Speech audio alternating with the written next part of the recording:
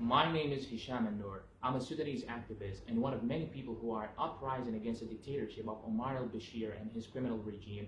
I'm recording this video to show you how bad the situation is in Sudan, especially that I might not have another chance to record this after being threatened to be killed and lynched in public for letting people know about their constitutional right. That is my only crime, which I'm proud of. On December 19th, 2018, Sudanese people got together and peacefully demanded the Sudanese government to reconsider their reckless economic decisions that have been damaging the citizens of Sudan. Ever since Mu'taz Musa took over two governmental positions simultaneously in an unprecedented event where he was assigned as a prime minister as well as the minister of finance, the prices of bread, main food supplies, and medications have doubled. And so has the inflation rate, not to mention that they're on their way to lift subsidy of all products. And to make matter worse, we can't cash out our money given the fact that the Sudanese government has set the daily withdrawal limit at 1,000 Sudanese pounds max, which is around $20 or less. Because apparently banks all of a sudden have run out of money and not a single press conference was held to let us know where all the money went.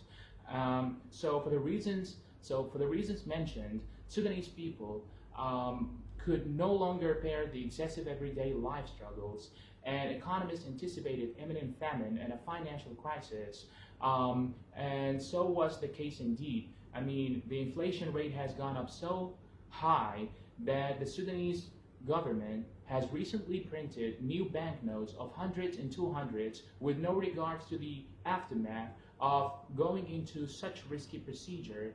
With that being said, the Sudanese masses practice their constitutional right of expressing themselves freely and peacefully. We're currently having full doctors and pharmacists strike. Lawyers, engineers, and respectable professors also demonstrated against the government for the miserable situations they put us in. Yet the criminal regime in Sudan chose to suppress unarmed protesters with their heavy weapons, resulting in over 52 deceased citizens over the course of 6 weeks.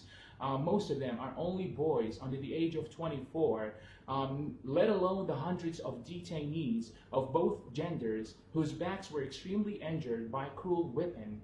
Two boys lost their hands. A young man and a woman lost their right eye. A doctor was shot 14 times for treating injured protesters.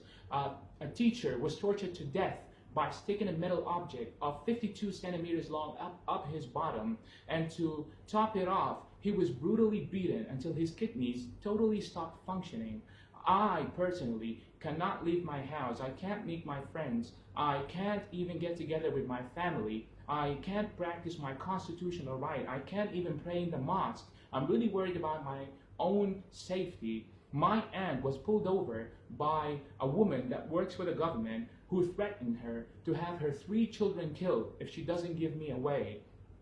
And she's only given 1 week to do so.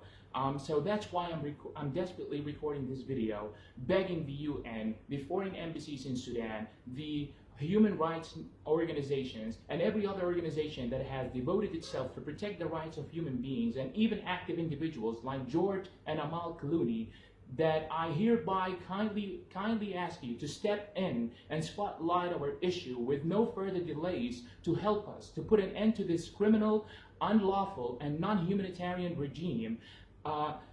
For we are slowly being driven to a genocide for only asking peacefully to be given back our dignity as individuals, as people, as humans. I also urge Al Jazeera, CNN, BBC, Fox News, DW, Al Arabiya, Al Sharq, NBC, the New York Times to fulfill the professional standards and ethics of journalism and media, to reach out to the rest of the world, holding up our voices, the masses' voices that you swore to protect, foster, and deliver, so we can make the world better, more civilized, safer, and dictators free.